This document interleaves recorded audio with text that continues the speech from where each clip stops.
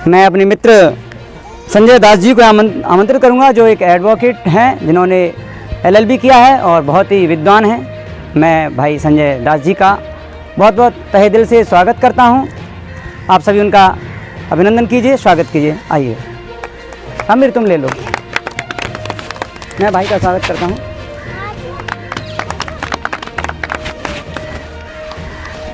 सबसे पहले मैं अपना परिचय बता दूं। मेरा नाम संजय दास उर्फ महाप्रज्ञा है, यानी कि मेरा बचपन का नाम संजय दास है और महापुरुषों से जो मुझे नाम मिला है महाप्रज्ञा है।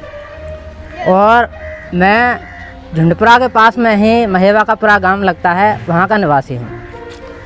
और मैं सबलगढ़ कोर्ट में वकालत की प्रैक्टिस करता हूं। साथियों, आज की जो श्रद्धांजलि सभा भाई धीर सिंह ने रखी है, इसमें सभी लोगों को इनवाइट किया और समाज में जन चेतना का जो लक्ष्य धीर सिंह भाई ने बनाया है, उसमें अगर थोड़ा सा भी हम सहयोग कर पाते हैं तो ये मान लीजिए कि हमारा आना सफल हुआ। हमें किसी भी युवा व्यक्ति को जो समाज में जागरूकता पैदा करना चाहता है, उसमें प्रोत्साहन भरना चाहिए, ना कि डिमोटिवेशन। दुष्प्रेरणा उसको नहीं आनी चाहिए। ऐसे विचारों से हमें उसे प्रेरित करना चाहिए, क्योंकि जब हम कोई भी श्रद्धांजलि सभा रखते हैं या कोई भी मीटिंग प्रोग्राम रखते हैं तो उसमें खर्चा होता है साथियों। और जब खर्चा होता है तो एक व्यक्ति उस खर्चे को नहीं उठा सकता। अगर कोई व्यक्ति एक प्रोग्राम भी रख रहा है तो उसमें ये मान लीजिए कि कुछ न कुछ तो खर्चा होगा ही। वो अपनी जेब से खर्चा रखता है। हम ये नहीं कह रहे कि हम धन की बात कर रहे हैं, धन के सहयोग की। हम केवल आपके यहाँ पर बैठने की और विनम्रता पूर्वक हमें सुनने की बात कर रहे हैं।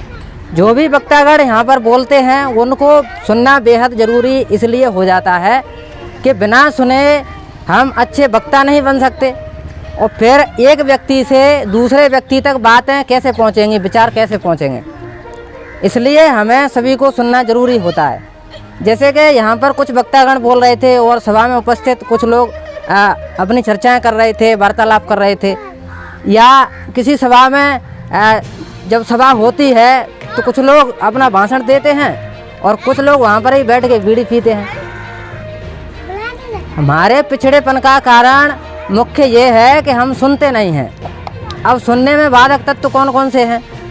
सुनने में बाधक तत्व एक तो यह है कि हम बीड़ी पी रहे हैं, तो हम तो स्वयं बीड़ी पी रहे हैं, लेकिन दूसरा जो व्यक्ति है उसको भी हम बीड़ी जला के दे रहे हैं, तो दो व्यक्तियों को हमने सुनने से वंचित कर दिया। मैं ये नहीं कह रहा कि मेरे सुनने में या मेरे भाषण में मेरे सुनने से कोई व्यक्ति अरहत बन जाएगा, बुद्धत्व को प्राप्त हो जाएगा या राजनेता बन जाएगा।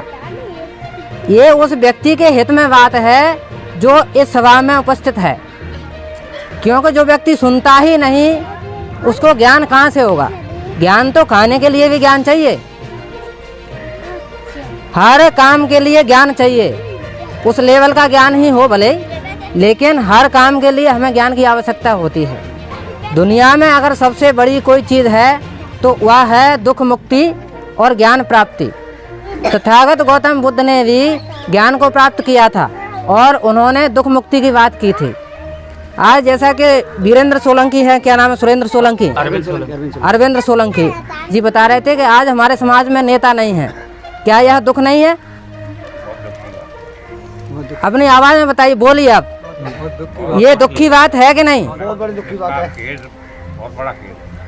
तो तथागत गौतम बुद्ध ने कहा कि दुख है और दुख का कारण है, कारण का निवारण है और निवारण का मार्ग है, और मार्ग के लिए मार्गदर्शक है, उसको पहचानने की आवश्यकता है।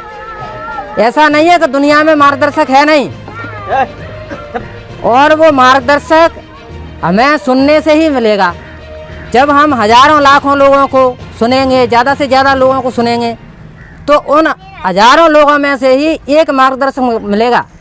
बाकी तो सभी ऐसे ही बोलते रहेंगे, लेकिन करने वाले जो सच्चे मार्गदर्शक होते हैं वही कर पाते हैं। यानी कि जो सच्चा मार्गदर्शक होगा वही दुखों से मुक्ति दिलाएगा। जैसे कि मान्यवर पीपी चौधरी साहब हमारे प्रदेश के एक जाने माने संघर्षशील नेता थे। वह अच्छे मार्गदर्शक थे, इसलिए आज उनकी बात हो रही है। उनके लिए लोग रो रहे हैं, दुखी हैं। अगर मान्यवर साहब पीपी चौधरी जी नहीं होते तो हम इतनी बात नहीं कर पाते। जब हम छोटे छोटे थे तो मान्यवर साहब को हमने भी सुना था, उनकी बातों से हमें भी मोटिवेशन मिली। और ज़्यादा ना सही आपके सामने शायद मैं अच्छा ना बोल पाऊँ, लेकिन एक अच्छा श्रोता मान्यवर पीपी चौधरी साहब ने, अन्य महापुरुषों ने हमें बना दिया।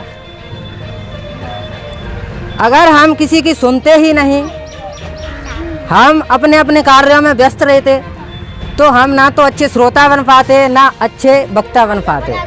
और साथियों, बदलाव वही व्यक्ति ला सकता है जो अच्छा श्रोता होगा। जो अच्छा श्रोता होगा वह बाद में अच्छा वक्ता बन जाएगा, वही बदलाव लाएगा। बदलाव वही व्यक्ति ला सकता है साथियों जो अच्छा पाठक होगा, और वही बाद में जाके लेखक बनेगा। वही व्यक्ति समाज में बदलाव ला सकता है।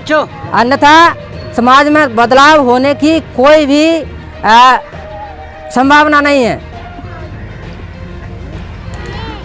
जैसे कि मान लीजिए आप मान्यवर डॉक्टर भीमराव अंबेडकर साहब हैं, उन्होंने कितने साहित्य की रचना की आपको मालूम है। शायद हम उनकी किताबों का नाम भी न ले पाएंगे, इतनी किताबें उन्होंने लिखी। इसलिए वह समाज में परिवर्तन कर पाए। और किसी टाइम पर वह पाठक नहीं होंगे, बिल्कुल भी एक बालक थे। एक टाइम पर वह पाठक बने, उसके बाद में वह लेखक बने।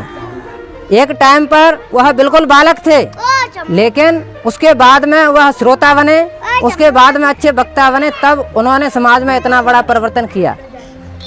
मान्यवर साहब कांसीराम साहब जी को ले लीजिए, वह बचपन में हम जैसे ही बालक थे, लेकिन बाद में वह अच्छे श्रोता बने और बाद में अच्छे वक्ता बने।